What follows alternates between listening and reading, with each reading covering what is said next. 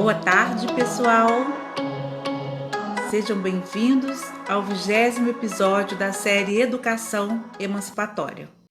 Hoje estamos recebendo a Milene Santiago Nascimento para conversar, para fazer um relato de experiência sobre a pesquisa como ferramenta emancipatória individual e coletiva. A Milene é psicóloga, mestre em teoria psicanalítica pela UFRJ, doutoranda em saúde coletiva pelo Instituto de Medicina Social da UERJ, professora do BM, pesquisadora do Observatório de Violência do Belindona. Tudo bem? Sempre, esse astral maravilhoso, que veio aqui para compartilhar conosco as suas experiências em pesquisa, né, Milene? Boa, Milene. Muito obrigada por ter aceitado esse convite e participar do 20º episódio, uma data especial, né? Nosso aniversário, né? Estamos recebendo alguns alunos aqui, Carolina, Benildo, do BM. E aí, Milene, para a gente começar esse bate-papo, né, instigante, falar da pesquisa no Brasil, da pesquisa acadêmica, conte um pouco sobre a sua trajetória, né, até chegar à pesquisa. Conta para a gente. Boa tarde, gente. Tudo bem? Mônica, boa tarde. Queria também agradecer, né, do mesmo modo que você está agradecendo a minha presença. Acho que é super bacana poder estar aqui com você.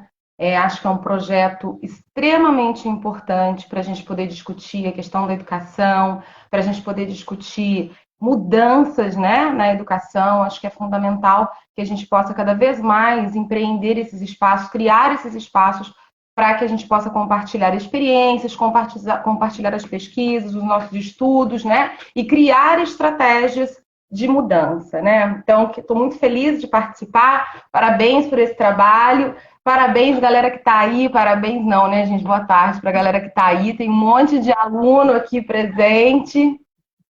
Tudo bom, gente? Então, vamos lá, galera.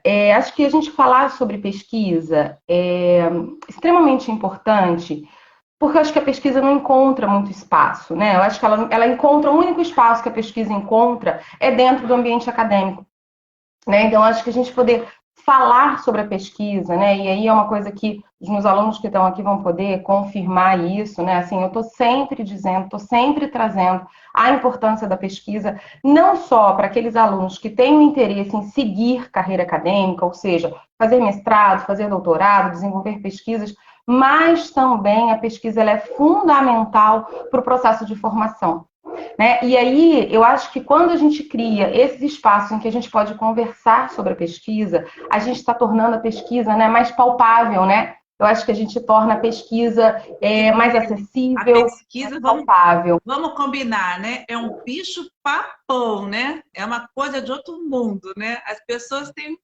né, É. medo da pesquisa. A pesquisa assusta, né? E é por isso que eu convidei você aqui para desconstruir essa imagem, esse conceito, essa experiência de uma pesquisa que só poucos podem fazer, né? E aí, como que você chegou até a pesquisa, você, Milene? Então, vamos lá. Eu fiz a minha graduação em psicologia. Na época, a minha formação, né, a minha graduação, não foi uma faculdade que incentivava a pesquisa. A gente tinha pouquíssimos mesmo, gente, assim, espaços de estudo, de pesquisa, de investigação científica, né? Era uma faculdade que teve um acento muito maior à clínica, né, a psicologia clínica. Então, a gente tinha um espaço muito grande de discussão da formação do psicólogo no ambiente clínico e pouquíssimo espaço para que a gente pudesse falar de pesquisa, imagina fazer pesquisa, né? Eu, na verdade, fui tomando gosto pela investigação científica quando eu me deparei com a monografia, né? Que eu acho que é o grande bicho-papão, né? Eu acho que é o primeiro bicho-papão que a gente se depara, e aí, né, o que eu faço agora é que eu tenho que fazer uma monografia, eu vou ter que escrever sobre um tema, pesquisar sobre esse tema, escrever, né? E eu acho que escrever é um outro fator que aterroriza todo mundo. Então a gente tem, eu fui me aproximando muito e tomando gosto pela investigação no momento em que eu comecei a estudar e fui fazer a monografia. E eu me lembro direitinho que no dia da minha banca, né, de defesa da monografia, eu estava muito nervosa, né, e aí cheguei a falar para um professor, né, que eu falei assim, olha, essa banca vai ser um divisor de águas na vida, dependendo de como for, eu vou fazer o meu mestrado e vou fazer o doutorado. E dito e feito, né, assim, eu tive uma professora, orientadora, que foi muito acolhedora, extremamente didática, durante esse processo de orientação do TCC. E aí, depois disso, tive uma outra professora que muito me incentivou a fazer o mestrado, né? Logo depois que eu me formei, a gente participava de um grupo de estudos com ela, e ela foi uma grande incentivadora do mestrado. E foi assim, então assim, num primeiro momento, o meu objeto de interesse era dentro do campo da psicanálise, por isso fui fazer um mestrado em teoria psicanalítica, e estava muito relacionada com esse processo de estudo que a gente fazia no grupo de estudos, né? Que era um grupo de estudos em psicanálise. Em seguida, logo quando eu terminei o mestrado, foi o período em que eu fui trabalhar na saúde mental. Eu fiquei durante muitos anos na saúde mental, e aí é o que eu sempre falo, sabe, gente? Eu acho que assim, as minhas grandes escolas, assim, eu acho que a minha graduação de fato aconteceu com o mestrado, ou seja, com a pesquisa, né? E a experiência que eu tive na saúde mental. E foi nessa experiência que o interesse por entender mais o que eu estava fazendo, porque, na verdade, quando eu escolho fazer o doutorado e o meu tema de pesquisa é em saúde mental, foi com o objetivo de entender um pouco mais o que eu estava fazendo, sabe? Poder fazer essa amarração entre a prática e a teoria, né? E aí fui, né, me engajei no doutorado. Então, assim, né, eu penso que esse processo todo, né, assim, da minha trajetória, da minha vinculação à pesquisa, ela teve dois pontos fundamentais. Eu acho que o primeiro deles, né, assim, a relação, de fato, aliás, três pontos fundamentais. Eu acho que no primeiro momento é o desconforto com algo, né? A gente quer entender melhor esse algo, a gente quer palpar esse algo que nos parece muito estranho, né? Então, acho que no primeiro momento tinha a ver com esse objeto. Tanto é que, no primeiro momento, eu escolho fazer um mestrado em teoria psicanalítica e, num segundo momento, eu escolho fazer em saúde coletiva e ter como objeto a saúde mental. O segundo ponto era exatamente poder experimentar algo que não tinha sido cotidiano na minha formação, não fez parte da minha formação de base, né? Assim, então, para mim, era muito importante isso, poder ter esse encontro com essa outra experiência. E o terceiro ponto, e eu digo hoje que assim, eu tive muita sorte, porque eu tive excelentes orientadores, sabe? Assim, eu acho que a minha experiência de orientação na monografia, depois no mestrado, foram o que me deram gás também para poder ter esse interesse de fazer hoje o doutorado. E tem também um orientador que é, assim, um cara muito, muito fantástico mesmo, muito acolhedor, sabe? Então, esse Então, acho que é um pouco disso. Que o que Vygotsky fala nesse mediador, né? A importância desse mediador no nosso processo de aprendizagem, ele faz toda a diferença, né? E aí, falando sobre a diferença, diga. Não, o que eu ia colocar é que eu acho que isso é algo, sabe, Mônica, que assim, hoje na minha prática docente, eu tento sempre trazer, sabe, assim, quando eu estou orientando algum projeto, quando eu estou orientando algum trabalho, que eu acho que é esse lugar de mediação, né, Mônica, que eu acho que faz toda a diferença para o aluno, sabe, né? Eu acho que faz toda a diferença na trajetória, né, a nossa trajetória de formação, de aprendizagem, né? Eu acho que não existe isso sem o outro, mas um outro que esteja no lugar de mediação, né? Não outro que sabe e que te coloca num lugar inferior, né?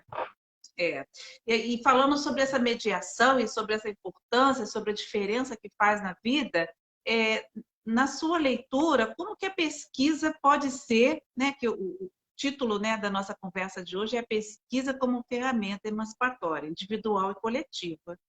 Como que você acha que a pesquisa faz isso, Milene? Como que ela pode ser essa ferramenta que emancipa o indivíduo? Por quê? Eu acho, assim, Mônica, primeiro de tudo, né, assim, acho que quando eu faço essa retrospectiva, né, e aí trazendo um pouquinho dessa trajetória, né, assim, do meu encontro com os meus objetos de estudo, fosse o do mestrado ou da monografia, do mestrado, do doutorado, né, acho que quando eu faço esse processo, né, acho que a gente precisa necessariamente recolocar a pesquisa, né? Como eu falei para vocês no início, né, eu tive pouca ênfase, né, na pesquisa durante a minha formação, durante a graduação especificamente, né? E aí, quando eu converso aqui com vocês e estou fazendo essa retrospectiva, eu relocalizo a pesquisa na minha vida, né?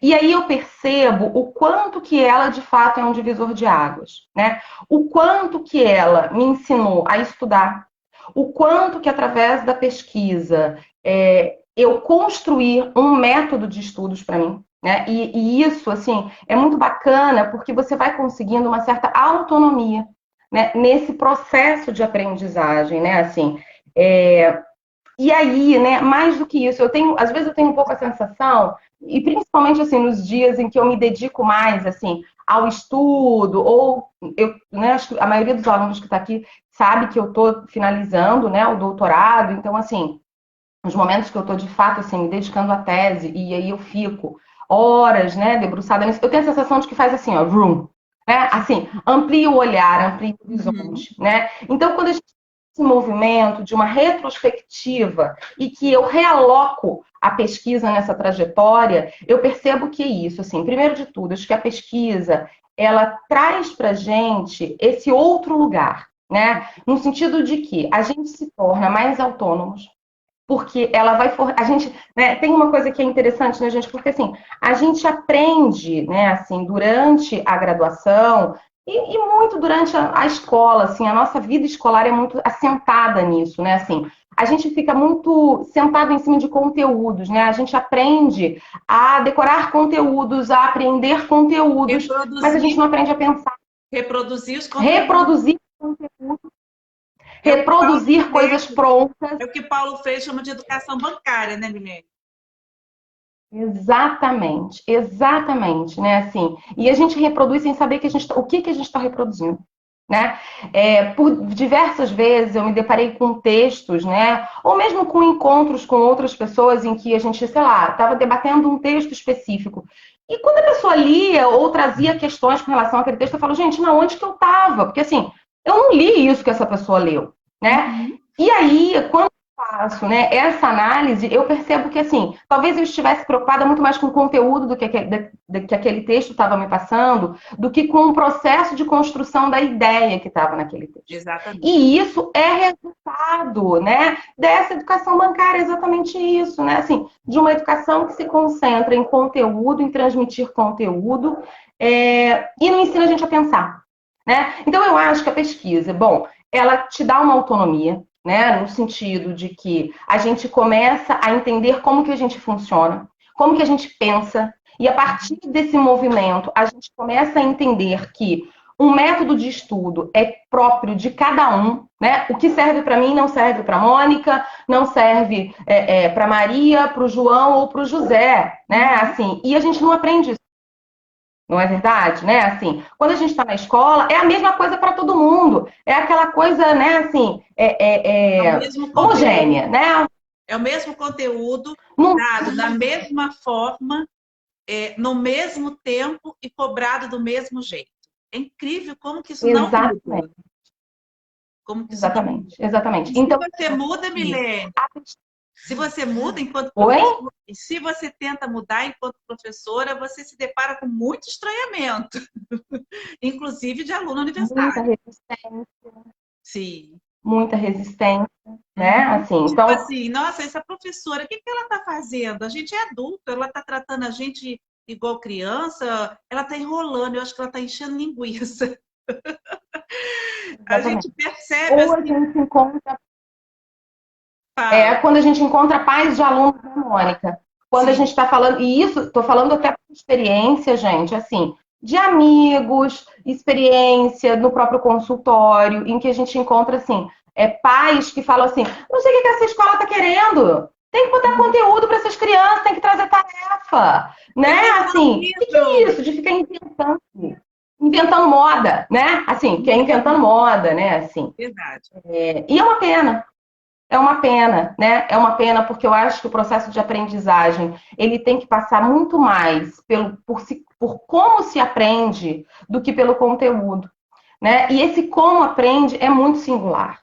E eu só aprendi a aprender com a pesquisa. Então, eu acho que isso primeiro, assim, né? Então, vamos lá. Eu acho que isso, por si só, é extremamente emancipatório, né? Assim, essa autonomia, e eu perceber o que funciona para mim. E eu construí esse meu método, que com certeza tem muita coisa que você usa também, né? Mas é diferente para cada um de nós, né? O segundo ponto eu acho que a pesquisa traz para gente uma coisa que assim a gente aprende a pensar, né? Então a gente aprende a olhar para aquilo que a gente está estudando ou para aquilo que a gente está investigando de vários ângulos, né? E aí a gente nunca aceita as coisas de pronto, né? Eu acho que a gente sempre lida com o estranhamento, com a curiosidade, com a dúvida, né? Eu acho que a gente sempre Principalmente ter, com as eu acho que perguntas, né, Milene? Eu sempre falo, a ciência é feita de perguntas, de dúvidas, de curiosidade. Eu quero saber como é que isso funciona. Exatamente, Mônica. Eu acho que a pesquisa, ela está sempre colocando a gente nesse lugar de estranhamento. Mas não é um estranhamento no sentido de que é ruim, do sentido de um estranhamento de crítica, do tipo, cara, eu não gosto disso. Não, é porque eu não estou entendendo. Então, assim, eu quero entender um pouco mais, né? Então Assim, você falou então eu uma coisa penso que importante, Milene, aí. Uma coisa bem legal que você falou, que talvez essa resistência pela pesquisa pode ter uma relação com essa questão de me tirar daquela minha zona de conforto, né? Eu estou acomodada, assimilada e assim, e aí vem alguma coisa e me faz eh, mover para uma direção que eu não sei qual é. E aí eu tenho medo, né? justamente.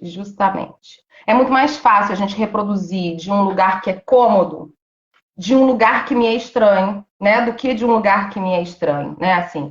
Por que é tão delicado, às vezes, quando pedem a gente, assim, lançam um desafio, né, do sentido assim, vamos ler, sei lá, vamos pegar um autor que todo mundo fica meio apavorado aqui, né, vamos ler Lacan, né, fala em Lacan, Lacan, né, assim, geralmente o povo fica meio, né, desesperado, né, assim, mas é porque eu acho, claro, tudo bem, não estou aqui dizendo que Lacan é fácil, é Eu tive simples, o que a gente faz. privilégio de ter um professor na graduação que falava de Lacan, que, assim, que eu acho que assim, foi assim, uma sorte minha, né? Mas parece também, Milene, É, eu queria assim, eu vou fazer umas provocações, Milene, nesse lugar também da academia. Às vezes você tem assim a sensação de uma postura, um comportamento de quem está já lá no topo, de provocar assim, não, vou fazer com ele o que fizeram comigo e vou ferrar ele, vamos ver se ele aguenta. É como se fosse uma prova de fogo. Você tem essa sensação, Milene? De ter uma complexidade e não conseguir fazer com que essa mediação seja mais simples e acessar as pessoas. E aquilo aí, pronto, né? Tem uma barreira ali. Você tem essa sensação total. também? Total. Eu acho o seguinte, sabe, Mônica? Eu penso que a pesquisa, ela vem, o meio acadêmico, né, de um modo geral. Eu penso que sim, ele vem no movimento de desconstrução, sim, né? Acho que a gente já teve um momento em que era esse lugar, né, do professor super top, Mestre, eu sei tudo, né? E eu te digo o que é certo, o que é errado. Gente, eu já me deparei com professores que, assim, já tive um professor na graduação que dizia que 100 era só para ele. Aluno não tinha que tirar 100. aí. Aí você Né? vê. Então, assim, ok, qual era a trajetória desse cara, né? Assim, agora, eu vou reproduzir isso, eu vou tomar essa referência, ou eu vou tomar a referência do meu orientador, por exemplo, que é um cara extremamente acolhedor, que eu não consegui produzir nada no final de semana passado, e que virou para mim e falou assim, Milene, olha só, tua prioridade é teu filho, né? Assim, Uhum. né? Então, eu acho que a gente tem professores e professores, mediadores e mediadores. E que, de Uhum. fato, existem pessoas que ocupam esse lugar. Eu costumo sempre dizer, e isso eu coloco sempre para os meus alunos, né? Que, assim, nesse ofício, né, de ensinar, né, eu faço sempre esse retorno, assim, de como é que era para mim quando eu fui aluna, né? o que que me faltou, o que que foi muito bacana, o que que foi uma merda, com perdão da palavra, né? E que aí eu preciso suprir meus alunos disso que me faltou e que, assim, eu aprendi depois no tapa, né? Mas que hoje eu posso dizer para eles, olha, gente, tem isso, tem isso, tem aquilo outro, Não né? Então eu precisava, né? penso que, Não precisava aprender no sim, tapa. Por quê, né? exatamente, exatamente. Então eu acho que a academia, ela vem sim passando por um processo de desconstrução, eu acho. Embora eu ainda acho que assim tem muito chão para a gente caminhar, né? Eu ainda acho que de algum modo a pesquisa continua nesse lugar, primeiro, vinculada à questão acadêmica, apenas acadêmica, ou seja, faz pesquisa quem é muito inteligente, né? Que tem essa associação. Ah, não, tem que ter um. E o cara tem que ser muito Tem que inteligente. ser Gente, cabeção, tem vamos que ser primeiro desconstruir. nerd, né? E vamos desconstruir essa ideia de ser muito inteligente, né, Mônica? Uhum. Primeiro de tudo, né? O que é isso, né? Quando a gente fala, fulano é muito inteligente. O que Até que eu tô porque querendo hoje dizer a com gente isso? sabe que existem Né? vários tipos de inteligência, Justamente, vários tipos de justamente, né? perspectivas, né? Então, E de estar e ser no mundo. Eu sou com arte, eu sou com música, eu sou com a escrita. Mas não quer dizer que eu não seja que eu não seja da escrita, primeiramente, que eu não posso me aventurar, ousar e conseguir também. justamente. E um segundo ponto, né, que eu penso que assim, então tem essa coisa, né, de que assim, faz pesquisa quem tem um nível intelectual, né, enfim. A outra questão, essa vinculação à pesquisa, à trajetória acadêmica. E aí tem um texto que eu queria compartilhar com vocês, eu até anotei aqui porque é um título grande, mas eu acho que é um texto super interessante, que se Sim. chama A Importância da Pesquisa de Extensão na Formação do Estudante Universitário e no Desenvolvimento da Visão Crítica. Da visão crítica. O autor é o Aldemaro Toronto Goulart, ele é um professor da PUC Minas. E é um artigo muito interessante porque, primeiro, ele desvincula a pesquisa da trajetória acadêmica. Né? Ele não diz que a pesquisa ela é importante só para quem pretende construir uma trajetória acadêmica futura. Ele fala que a pesquisa é fundamental para a formação. E se ela é fundamental para a formação, ela precisa, primeiro de tudo, ter um compromisso social. Né? Então, a gente precisa olhar para o contexto social, encontrar um objeto no contexto social. Ela tem que ser para todos, né? Do mesmo modo que os projetos de extensão. Então, ele vai dizer, né, que assim, a formação ela é sentada num tripé. Os projetos de extensão, a pesquisa e as aulas, né, que a gente está em sala de aula discutindo conceitos, teorias, enfim. Então, ele vai dizer que é fundamental e que não tem um ponto que esteja num lugar diferenciado do outro. Os três são fundamentais. Antes, né? Porque ele vai dizer que a pesquisa é muito bacana e ele vai dizer que a pesquisa contribui para a gente construir um pensamento crítico, a gente aprender a argumentar e contra-argumentar. Então, vamos lá. A pesquisa é fundamental para a gente trabalhar, gente. A pesquisa é importantíssima para a gente. Tem uma coisa que é interessante, que se a gente parar para pensar, né? Qual foi, assim, o primeiro modo que a gente aprendeu de viver no mundo? Foi pesquisando, né? Exatamente. Como é que o Empiricamente. bebê, né?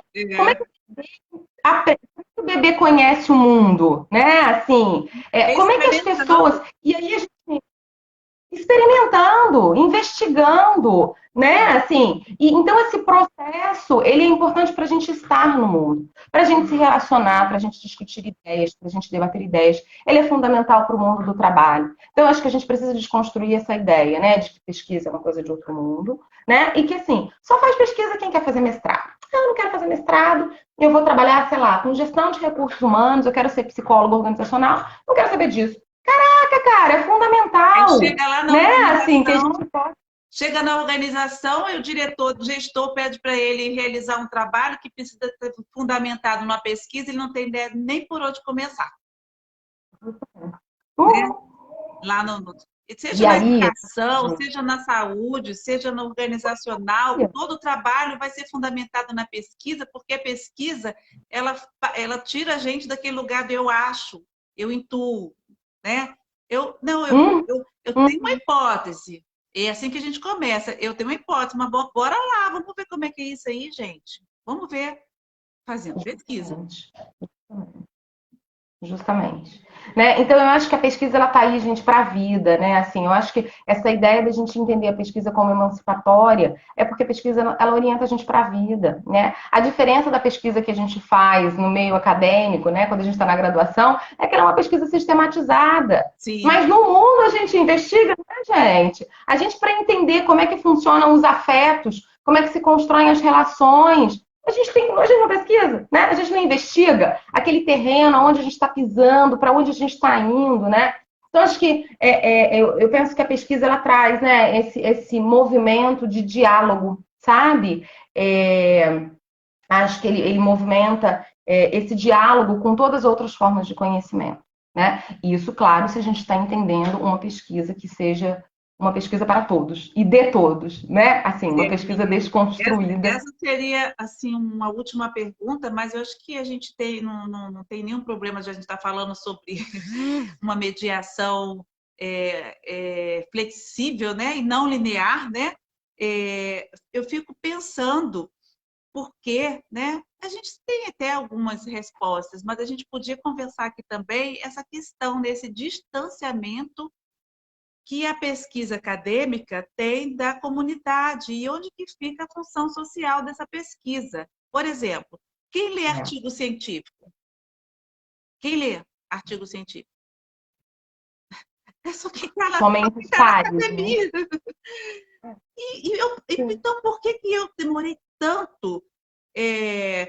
Você, por exemplo, se dedicando tanto com uma criança pequena para construir uma tese, e para quê? Para quem? E qual a sua Você leitura, sabe, Milene, Mônica, sobre essa questão? você sabe que ontem mesmo eu tive uma orientação, né, da tese, né? E aí meu orientador falou assim, em algum momento ele falou assim, Milene, assim, só faz sentido essa tese se você entregar alguma coisa para o campo da saúde mental, não é verdade? Se essa tese puder fazer diferença para os trabalhadores que estão lá na ponta. Porque é isso, né? Eu penso que antes de tudo, então vamos lá, eu acho que a pesquisa, né, essa pesquisa entendida, né, construída no meio acadêmico, com essa referência, né? Então, assim, aonde foi o berço, né, da construção do pensamento, da ideia da academia, né? Foi na Europa e foi no contexto norte-americano, né? Então, o que a gente tem de referência é esse espaço da pesquisa para os letrados, né?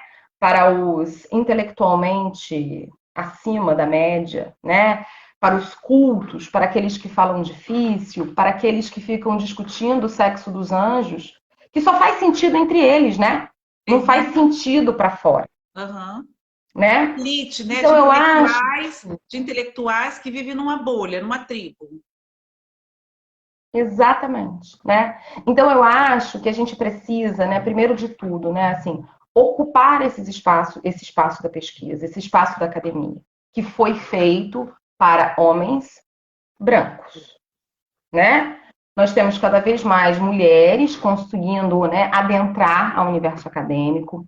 Graças às políticas afirmativas que são tão importantes, a gente vê os negros, as negras, os indígenas, as indígenas adentrando esse mundo, que é fundamental, né? Olha, no A gente consegue.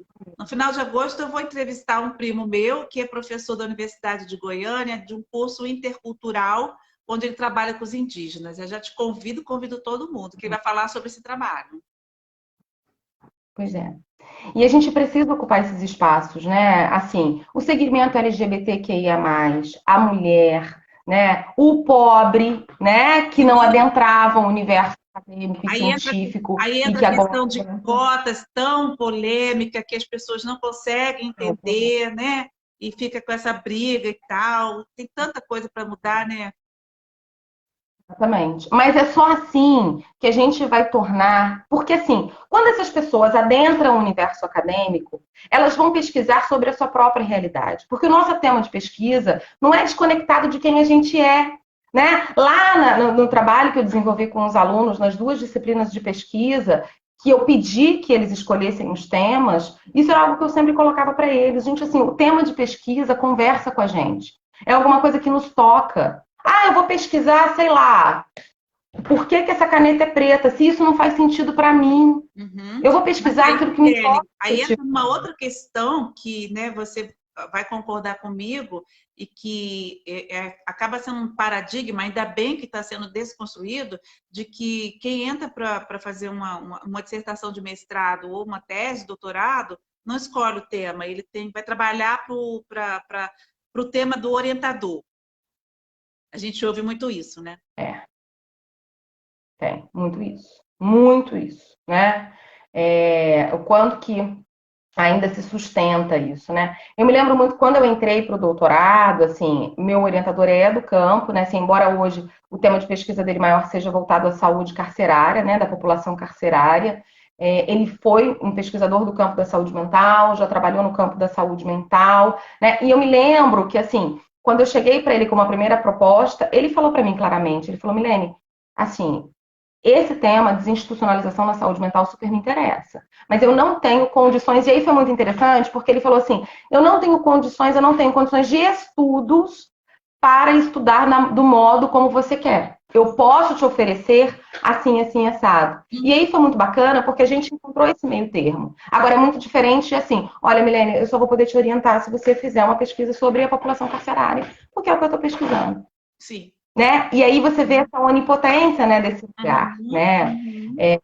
Eu acho, E sabe, essa Mônica, eu onipotência, né, penso que Milene? Essa onipotência é o que leva as pessoas a terem experiências,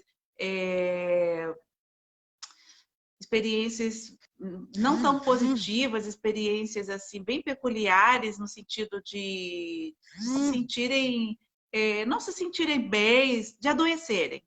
E aí isso vai espalhando, né? Você é doido, vai entrar no mestrado, você prepara, porque é isso, é aquilo. Você vai ser um funcionário do orientador, você vai fazer o que ele pede, você vai trabalhar para ele, você vai escrever artigo para ele. E aí eu me lembro que eu assisti uma live de um psicólogo em Belo Horizonte, isso ficou muito marcado, me afetou bastante, que ele faz uma pesquisa, ele faz não só uma pesquisa, ele faz a intervenção, um trabalho com mestrandos e doutorandos. Ele faz terapia específica para mestrando e doutorando, e você fica pensando, nossa, então a coisa é braba, né? Porque precisa de fazer uma terapia específica para isso e números de suicídios também. É porque é velado, Milene, né? Mas nas universidades, de pessoas que passam por essa fase. Então, a sua experiência é uma experiência privilegiada e que realmente deve ser é, socializada. de fato, Mônica, assim, eu acho que, infelizmente, né, assim, o que a gente encontra ainda na academia, né, assim, embora eu esteja aqui colocando, né, que a gente vê a academia se reconstruindo, né, se desconstruindo e se reconstruindo. A gente vê cada vez mais temas relacionados, né, que são palpáveis, temas que entregam algo para a sociedade, né, estudos que entregam algo para a sociedade, né, assim, acontecendo dentro desses institutos, mas infelizmente, né, esse estado, né, de que assim a academia é uma máquina de moer gente, né, assim, infelizmente, né, a academia produz muito sofrimento, porque ela exige da gente um trabalho que é hercúleo, um trabalho intelectual hercúleo, e que é difícil de dar conta mesmo. Acho que a minha experiência, quando o meu orientador diz para mim assim, olha só, prioridade é teu filho, então assim, vai cuidar do teu filho, sabe assim, cuida de você, sabe? E ele já falou isso para mim diversas vezes, é muito singular, é muito singular. E aí, o que eu quero dividir com vocês, né, assim, é nesse sentido de que assim, é uma experiência singular, mas eu acho que é uma experiência possível. Né? Sim. E que hoje eu, nesse lugar também de professora, de orientadora, eu tento, né, assim, essas referências que eu tento reproduzir, sabe? Sim. Entendendo que É antes por de isso que qualquer nós estamos coisa. aqui, Milene. É por isso que nós estamos aqui, para isso, para semear, né, essas reflexões importantes, e desconstruir para a gente reconstruir. É por isso que a gente está aqui. Exatamente. Sim.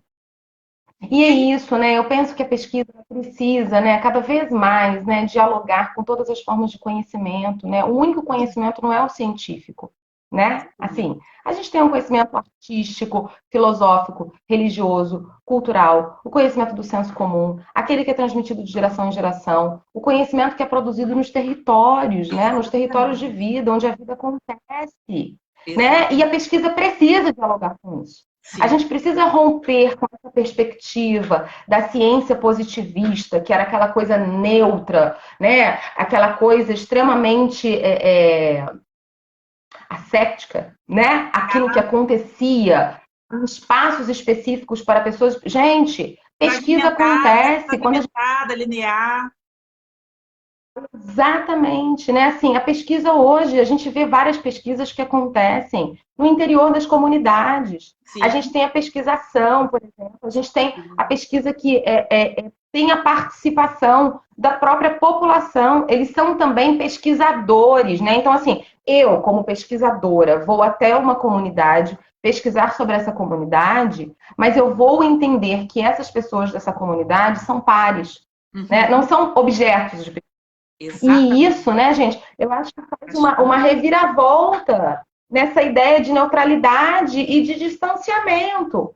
E isso acho que torna a pesquisa, né, assim, eu acho que isso, né, vai fazer com que a pesquisa tenha essa responsabilidade social, esse compromisso social, e que ela, de fato, entregue alguma coisa para essa comunidade. E não produza uma tese de 500 páginas que só vai ler outra pessoa que for fazer doutorado e que vai usar minha tese para citar alguma coisa. Porque, assim, qual é o sentido disso? Exatamente. Né? Se a minha tese não servir para alguma coisa para os trabalhadores da saúde mental que estão na ponta, do que fede adiantou ficar 5 anos? Né? Assim... Colocar no seu lápis, ter um título, enfim. Olha, a Sandra Helena, ela está aqui todo sábado, é uma parceira dessa série, ela é pedagoga e ela está aqui conversando com você, Milena, perguntando sobre o que você acha, né, o que você pensa na pesquisa, começar essa construção desse fazer investigativo, começar lá na educação básica. Qual o que você pensa disso? Oi, Sandra, boa tarde, tudo bem? Prazer te conhecer, né? Nem que seja só pela mensagem imediata e pela Mônica, mas muito legal saber que você está aqui todo sábado, né?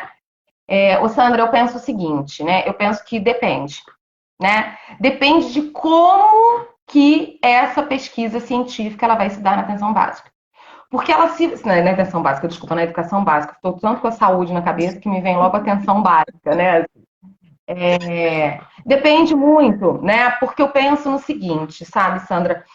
Se for algo que a gente vai exigir do sujeito, um trabalho intelectual, sem que isso represente nada para o sujeito, você vai produzir doença, né? Você vai produzir sofrimento, como esse que a Mônica está colocando, né? Como essa coisa, né? Como acontece muito com os acadêmicos, olha só, você no primeiro ano de mestrado tem que produzir 2 artigos, publicar 2 artigos, no segundo ano de mestrado apresentar não sei quantos trabalhos e não sei quantos congressos e fazer sua qualificação, piriri, piriri, defender a tese.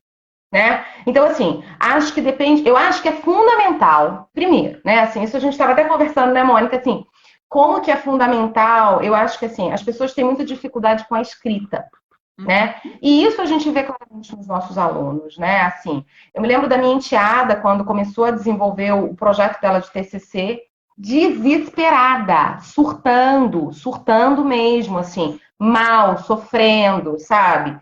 Por quê? Ela falou, eu não consigo escrever. Eu não sei escrever, né? Por que isso, né, gente? Assim, a gente está com uma geração que o acesso à leitura, ele está muito vinculado a esse dispositivo aqui, que está fazendo a nossa mediação, né?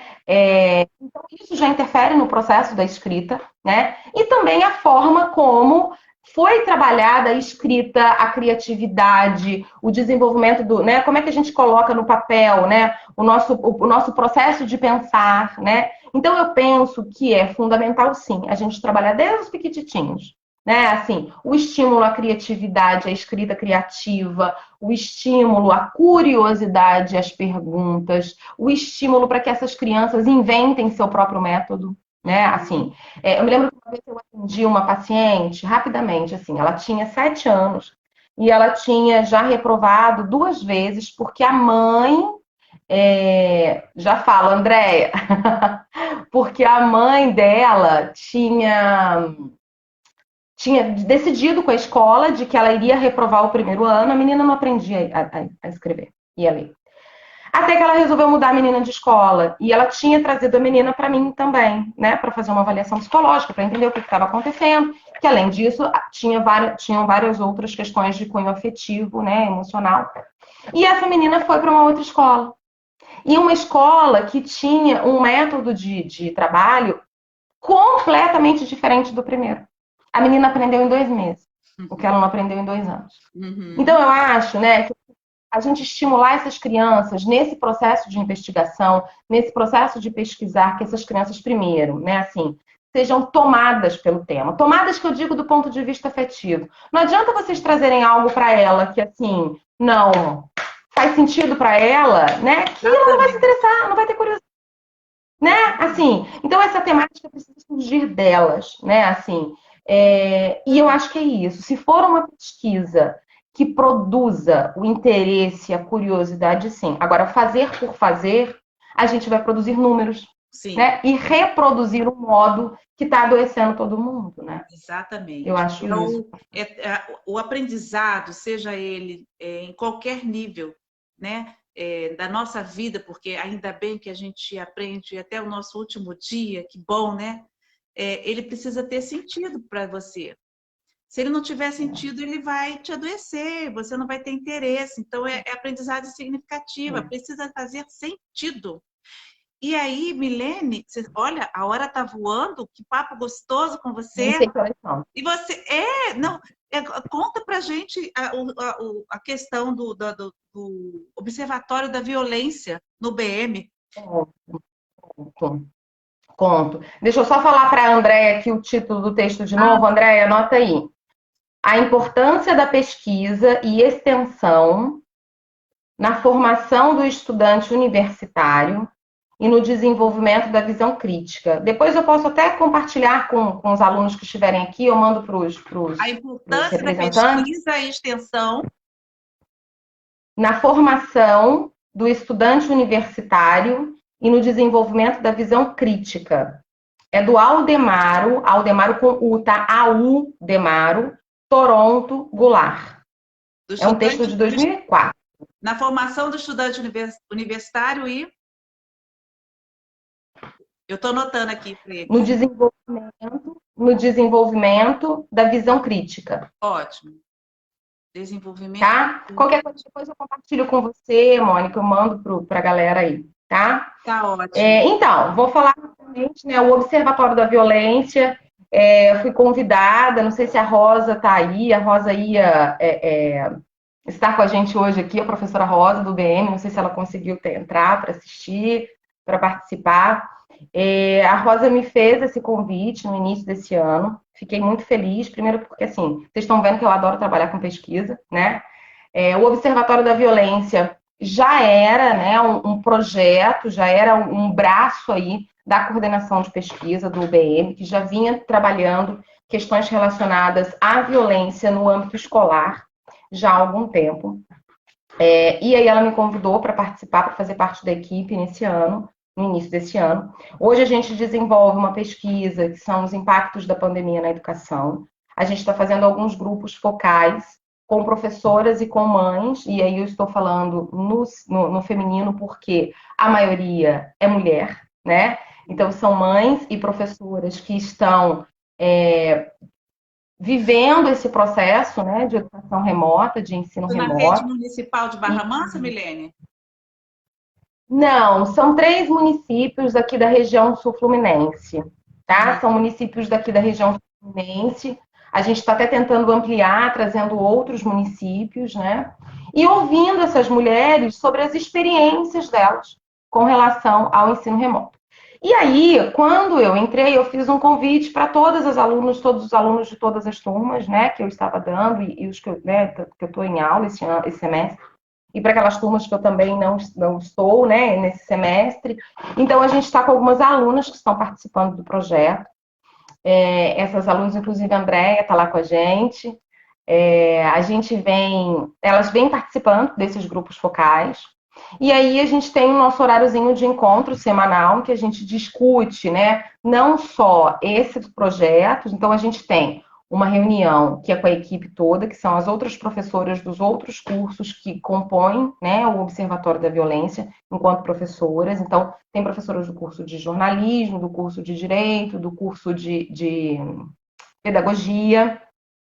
E a gente, né, tem essa discussão que a gente faz para a gente pensar, né, nas estratégias, como que a gente vai caminhar. E eu tenho essas reuniões que a gente faz com as alunas em que a gente discute esses encontros, a gente vem discutindo a nossa estratégia de trabalho, até com a intenção, e como eu falei para vocês, do tema, né, com a intenção de que surja também novos temas de investigação e que esses novos temas surjam a partir do interesse das meninas, né? Então, a gente tem tentado, aí, a partir de agora, a gente vai começar a fazer mesmo mais grupos de estudos. Por quê? A gente, a partir dos resultados preliminares desses grupos focais, as meninas, as alunas, né, perceberam alguns recortes, né, alguns temas que foram atravessando a fala dessas mulheres, né, tanto as professoras quanto as mães.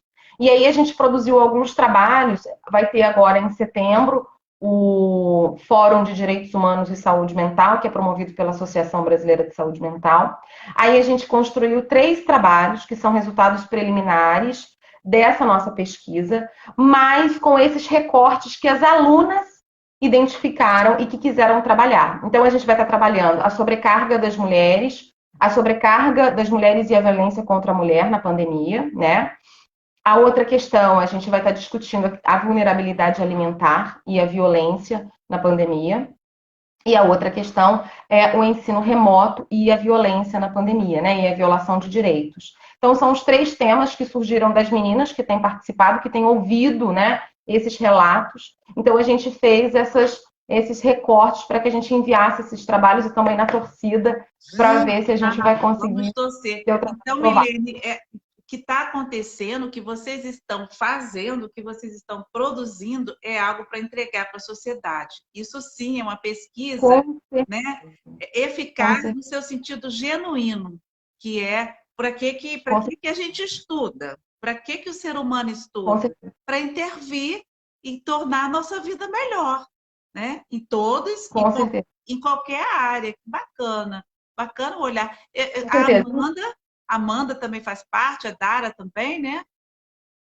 As meninas estão aí, não consegui ver todo mundo quem está, não sei onde que eu vejo a galera. A Amanda não está, mas a Amanda, ela está, ao mesmo tempo que ela está fazendo a pesquisa com você, ela está no projeto de extensão comigo, praticando. Então, ela está realmente fazendo, construindo um processo de formação integral, né? No sentido. Sim, porque está no projeto de extensão, está num projeto de pesquisa, né? Inclusive, foi até um grupo, desculpa, gente, que a Amanda teve que fazer o fechamento. Aconteceu assim, no finalzinho do grupo, eu e a Rosa, que estávamos mediando, ficamos sem luz e nós caímos da sala.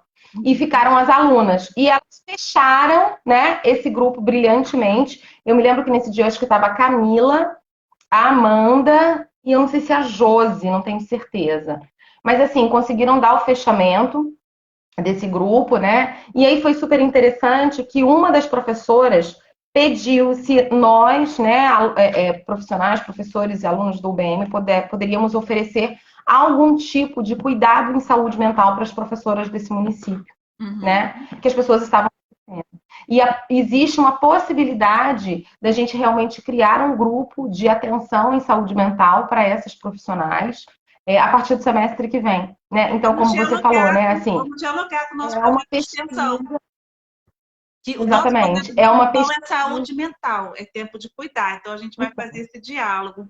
Nossa, isso sim é gostoso, né? Saber que você está estudando, que você está investigando, que você está observando para intervir, para contribuir. Com certeza. E poder fazer, né, essa relação com a sociedade, né? Assim, que é aquilo que a gente está falando, né, Mônica? Assim, não faz sentido, né?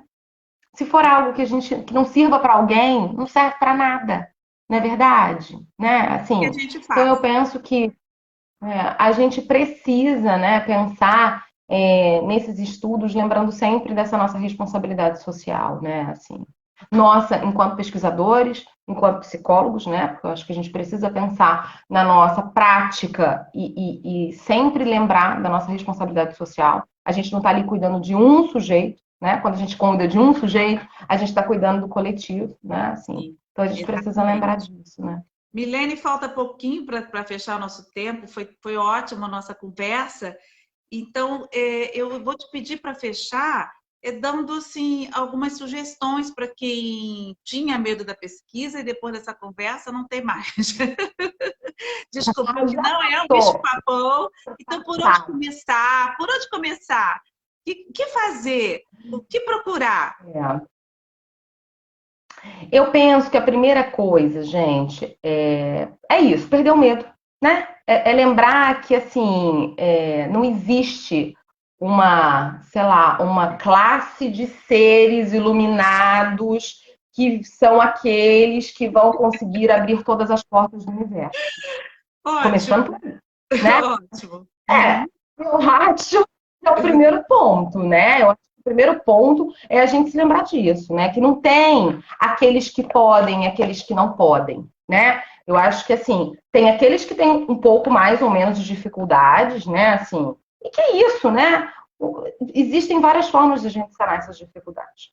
O segundo ponto, eu acho que é sempre lembrar que o teu objeto de pesquisa precisa ser algo que te tome efetivamente, né? Não pode ser algo que simplesmente eu vou pesquisar porque eu vou pesquisar. Né? Então, eu penso que quando escolher um objeto de pesquisa tem que ser aquilo que te provoque alguma coisa, porque Eu vou você precisa pesquisar para dialogar com passar esse... no concurso. O que você acha, Milene? Pois é, exatamente. Exatamente. Né? Né? Assim, então, eu acho que a gente precisa ser tomados, né, por esse tema, porque a gente tem que dialogar com esse tema. Esse tema não pode ser somente um objeto distanciado da gente, né? Eu acho que, assim, do mesmo modo que a gente interfere nesse objeto quando a gente está pesquisando, esse objeto tem que interferir na gente, né? Tem que trazer alguma coisa para a gente. Um Né? afeta o Então, outro. escolham um tema que te afete, né? Acho que esse é o segundo ponto. E, gente, escrita. Escrita é treino, é leitura. Só aprende a escrever quem escreve. Se você sempre evitar de escrever porque você acha que você não sabe escrever, porque você tem dificuldade para escrever, você não vai sair desse lugar nunca. Sempre Uhum. você vai ficar com aquela tela do Word, né, aquela folha em branco e não vai escrever uma frase. E, é claro, né, escrita, além de prática, é leitura. Andam ali de mão dadas, não tem Sim. como, né? A Uhum. gente desconectar uma coisa de treinem, escrevam experiências cotidianas, escrevam poesia, Diário de escrevam, bordo. façam diário, né? Exatamente, né? Uhum. E aí? Não estou dizendo nem, né? Porque assim, tornar uma escrita acadêmica, aí é uma questão de ajuste com o teu orientador. Mas se Sim. você já tem a prática da escrita, né? E isso amplia teu vocabulário, né? Enfim. E, por fim, busquem um orientador, né? Mas busquem um orientador que vocês se sintam à vontade, que vocês não precisam ficar criando subterfúgios para dizer que não deu conta de fazer, né? Porque assim, eu quando dou conta de fazer, eu falo claramente, falo, olha só, Martim, não deu, não rolou, não fiz, entendeu? Uhum. Sabe? Eu não preciso ficar pedindo para ele uma história da carochinha, porque eu tenho medo do que ele vai me dizer. Se Sim. eu tenho medo do meu orientador, cara, pula fora. Pula Uhum. fora, porque aí não é uma relação horizontal, né?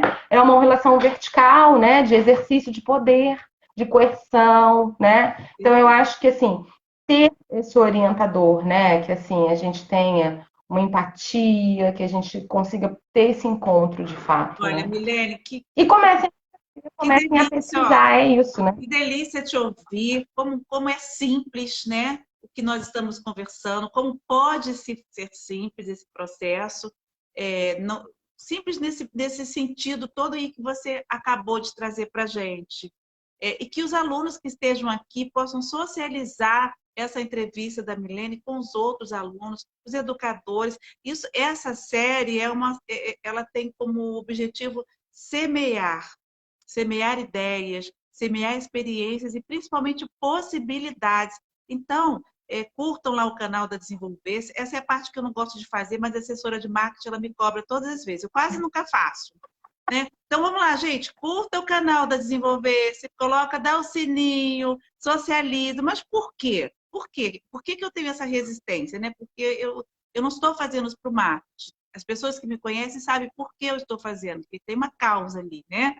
Porque se é para semear, a gente precisa multiplicar. Então, a gente vai lembrando para vocês para multiplicarem. E ainda faltam 3 minutos, e eu vou provocar a Milene, eu adoro provocar a Milene, porque eu adoro a resposta que ela traz, né? Então, eu vou provocar. A Milene tem um filho de 4 anos. Milene, qual a escola do futuro, qual a educação que você gostaria de proporcionar para o seu filho? Qual é a sua escola ideal que você fala assim, essa que eu quero que o Chico estude? É Chico, não é, seu filho? É Chico? É o Chico, Então, figura, é o próprio, o é próprio. essa escola. Então, para terminar, fala sobre essa questão da educação lá dos pequenininhos, né? Como mãe, como professora, como pesquisadora. Eu falo que assim, eu fico muito triste quando eu olho para as opções que a gente tem, né? Eu moro em Itatiaia, então assim, para mim é uma realidade, né? Para levá-lo para a escola tem que ser aqui por pertinho, né? Itatiaia, Resende, nem para Barra Mansa eu não imagino uma possibilidade de levar, porque imagina, eu não vou submeter um menino a uma Dutra todos os dias. Então, quando eu penso nas possibilidades que a gente tem, são possibilidades que me incomodam muitíssimo, sabe? Essa coisa da escola que motiva o empreendedorismo. Cara, isso para mim é a reprodução do individualismo neoliberal que ferra com todo mundo, né? O que eu espero, e eu gostaria muito de tentar encontrar essa escola, um pouquinho dessa escola primeiro, né? Assim, é uma escola que cada vez mais motive práticas coletivas, que se sustente em práticas coletivas, né? É uma escola que motive o empreendedorismo, mas que seja da coletividade, a autonomia que seja da coletividade, a autogestão que seja da coletividade, né? E eu espero uma escola em que meu filho possa ser livre, né? Que ele possa dizer o que ele pense, sem medo de ser feliz, falando bobagem, não falando bobagem, né? Defendendo aqueles que ele achar que ele tem que defender, né? Assim, então eu queria muito essa escola, sabe? E eu penso que assim, e aí eu não estou falando só de uma escola, né? Eu estou falando de uma sociedade, né, gente? Mas enfim, eu gostaria de encontrar essa escola, sabe? Essa escola. Ontem mesmo eu estava conversando com a minha mãe sobre isso, assim, né? Essa possibilidade de volta para a escola, não volta para a escola, enfim, né? Uma outra coisa que eu acho que a escola tem que ter, espaço verde. Tem que ter árvore, tem que ter grama, tem que ter horta. De preferência que tenha bicho também. Se tiver, fica bem legal. Mas é isso, eu queria uma escola que não reproduzisse, né, de uma forma massificante esse individualismo com o qual a gente já luta cotidianamente, né, na nossa sociedade. Muito É isso que eu espero para o meu Milena, pequeno, né? muitíssimo obrigada por essa tarde maravilhosa com os nossos pares aí, os nossos parceiros, porque eu chamo meus alunos de parceiro, porque é assim que eu os vejo de verdade, eles sabem disso. A Sandrinha e a Tertuliana de Portugal, que está aqui todo sábado também, a Tertuliana também vai conversar conosco em setembro, eu acho, não tenho certeza. E aí eu convido vocês a pensarem nessa escola que a Milene falou, a partir da nossa transformação.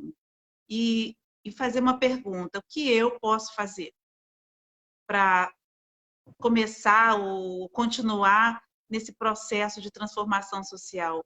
Qual é a parte que me cabe? A gente encerra hoje. Qual é a parte que me cabe para transformar essa sociedade e, consequentemente, essa escola, esse processo educacional, numa sociedade mais justa, menos desigual? Que as pessoas tomem menos remédios para dormir e para ansiedade, né? Como ontem eu e Milene estávamos conversando, que a gente não precise trabalhar com tratamento, mas que a gente possa fazer outros tipos de atuação. Então, um beijo no coração de cada um de vocês. Foi uma delícia estar com vocês aqui hoje. Sábado que vem novamente. Por falar nisso, Milene, eu te convido. Em julho eu vou receber uma prima minha que, não satisfeita com nenhuma escola da cidade onde ela mora, junto com outras pessoas, eles fundaram uma escola. E eu já te convido, então. Quem sabe, Milene, você já não funda uma escola lá em Itatiaia. Gente, um beijo. Beijo, beijo no coração. Muito bom.